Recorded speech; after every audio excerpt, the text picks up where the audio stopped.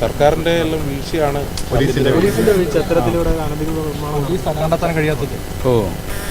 അപ്പോൾ നാട്ടിൽ എന്തെങ്കിലും ഒരു ക്രൈം നടക്കുന്ന സമയത്ത് അത് സർക്കാരിൻ്റെ വീഴ്ചയാണ് എന്ന് ചിലർ പറയുന്നുണ്ടെങ്കിൽ ഇപ്പോൾ കഴിഞ്ഞ ദിവസം കുറേ അശ്ലീല സംഭാഷണങ്ങളും അതുപോലെ തന്നെ സ്ത്രീകൾക്കെതിരായിട്ടുള്ള നീചമായിട്ടുള്ള കടന്നാക്രമണങ്ങളൊക്കെ നമ്മൾ കണ്ടല്ലോ. എന്നാൽ പിന്നെ അതും പോലീസിൻ്റെയും സർക്കാരിനും വീഴ്ചയാണെന്ന് വേണമെങ്കിൽ പറയാം. ഞാൻ നേരത്തെ പറഞ്ഞത് നിങ്ങൾ ശ്രദ്ധിച്ചതാണ്. ഇത്തരമൊരു സന്ദർഭത്തിൽ ഏതെങ്കിലും വിധത്തിൽ എന്തെങ്കിലും പറയുന്നത് ഇമ്മച്ചുവറാണ് എന്നുള്ള നിലപാടാണ് ഞാൻ എടുത്തത്. പക്ഷെ ഇപ്പോൾ തൊട്ടടുത്ത വീടുകളിൽ ഞാൻ പോവുകയുണ്ടായി. ആ പോയ സന്ദർഭങ്ങളിൽ ആ വീടുകളിൽ ഉൾപ്പെടെ അതിമാരകമായ വിധത്തിലുള്ള കേടുപാടുകളാണ് സംഭവിച്ചിട്ടുള്ളത്.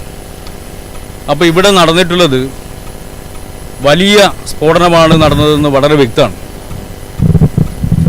ഇവിടെ ഈ സ്ഫോടനം നടന്ന വീട് ഏതാണ്ട് പൂർണ്ണമായും തകർന്നിട്ടുണ്ട്. അതിലൊരാൾ മരണപ്പെട്ട് കഴിഞ്ഞിട്ടുണ്ട്. ഇനി ആരെങ്കിലും ഉണ്ടോ എന്നുള്ളൊരു പരിശോധന നടക്കുകയാണ്. ആ സന്ദർഭത്തിൽ എന്തെങ്കിലും ഒന്ന് പറയുന്നത് ഉചിതമല്ല എന്ന് കണ്ടുകൊണ്ടാണ് ഞാൻ അതിൻ്റെ മേലെ പ്രത്യേകിച്ചൊന്നും പറയാതിരുന്നത്. പക്ഷേ ഇങ്ങനെ ഒരു ആക്ഷേപം ഉന്നയിച്ച സാഹചര്യത്തിൽ ഞാൻ നിങ്ങളോട് 2-3 കാര്യങ്ങൾ പറയുകയാണ്. 2016 പള്ളിക്കുന്ന് വെച്ച് സമാനമായ ചാലാട് വെച്ച് സമാനമായിട്ടുള്ള സംഭവം ഉണ്ടായി. ഒരു വീട്ടിൽ സ്ഫോടനം ഉണ്ടായി. ആ സ്ഫോടനത്തിൻ്റെ ഉത്തരവാദിയെ കണ്ടുപിടിച്ചു.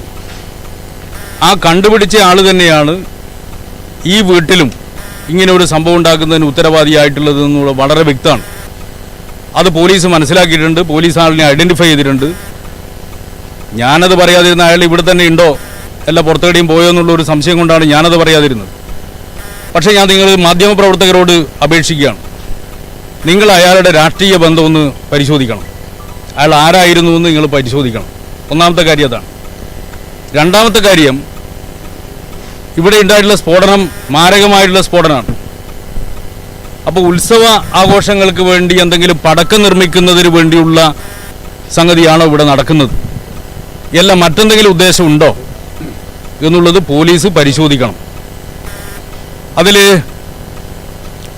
സാധാരണ നിലയിൽ ഇപ്പോൾ ക്ഷേത്രങ്ങളിലും കാവുകളിലും മറ്റും ഉത്സവം നടക്കുന്ന സമയത്താണ് ഇത്തരത്തിലുള്ള ഇതിപ്പോൾ അനധികൃതമായിട്ടുള്ള പടക്ക നിർമ്മാണമാണ് ഇങ്ങനെ ഉണ്ടാവുന്നത്.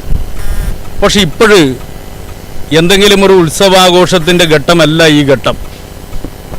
അങ്ങനെ അല്ലാത്തൊരു സമയത്ത് എന്തിനു വേണ്ടിയാണ് ഇത്രയും മാരകമായിട്ടുള്ള, അപ്പോൾ പടക്കമാണോ അല്ലയോ എന്നുള്ളൊരു പ്രശ്നം അവിടെ വരുന്നുണ്ട്. സ്ഫോടക വസ്തുക്കൾ എന്തിനാണ് നിർമ്മിക്കുന്നത്, അതിൻ്റെ പിന്നിലുള്ള ലക്ഷ്യം എന്താണ്? ഇങ്ങനെ ഒരു ഒഴിഞ്ഞ സ്ഥലം കണ്ടുപിടിച്ച് വാടകക്കാർ എന്നുള്ള വ്യാജേന ഇവിടെ ഈ ഏർപ്പാട് നടത്തിയതിൻ്റെ പിന്നിലുള്ള ലക്ഷ്യം എന്താണ്?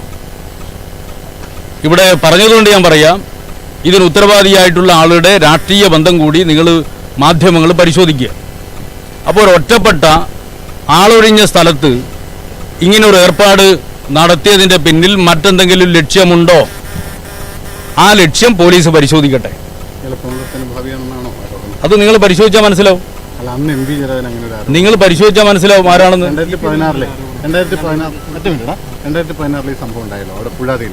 അല്ല, ഈ അനൂപ് എന്ന് പറയുന്ന ആൾ കോൺഗ്രസിന്റെ വളരെ അടുത്ത ആളാണല്ലോ. ഈ അനൂപ് എന്ന് പറയുന്ന ആള്, ഞാനത് പറയാതിരിക്കുന്ന അയാൾ ഇവിടെയാണോ ഉള്ളത് അല്ല പുറത്തെവിടെയെങ്കിലാണോ ഉള്ളത് എന്നുള്ളതുകൊണ്ട് ഞാനിപ്പോൾ പറയുന്നില്ല വെച്ചതാണ്. നിങ്ങൾ ചോദിച്ചുകൊണ്ട് ഞാൻ പറഞ്ഞതെന്ന് മാത്രമേ ഉള്ളൂ. അത് നിങ്ങൾ പരിശോധിച്ചോ. അപ്പോൾ അങ്ങനെ ഒരാൾ ഇവിടെ വന്നിട്ട് ഈ ബോംബ് ഉൾപ്പെടെയുള്ള സംഗതികൾ നിർമ്മിക്കുന്നത് എന്തിനാണ്, അതിൻ്റെ പിന്നിൽ എന്തെങ്കിലും ലക്ഷ്യമുണ്ടോ, അത് ബന്ധപ്പെട്ട് പോയി പരിശോധിക്കട്ടെ. ഞാൻ ഇത്രയും പറയാൻ കാരണം ഞാൻ ഇങ്ങനെയൊന്നും പറയാൻ ഉദ്ദേശിച്ചതല്ല. പക്ഷേ ഇത്തരമൊരു കേന്ദ്രത്തിൽ വന്നിട്ട് നേരെ രാഷ്ട്രീയ ആക്ഷേപമായിട്ട് ഉന്നയിച്ചത് അങ്ങേയറ്റം അനുചിതമാണ്. പോലീസ് പരിശോധിക്കേണ്ട കാര്യമാണ്. പക്ഷേ ഈ കാര്യങ്ങൾ, ഞാൻ പറഞ്ഞ കാര്യങ്ങൾ വളരെ ജെന്യൂനാണ്. അത് ബന്ധപ്പെട്ടവർ പരിശോധിക്കട്ടെ. ശരി.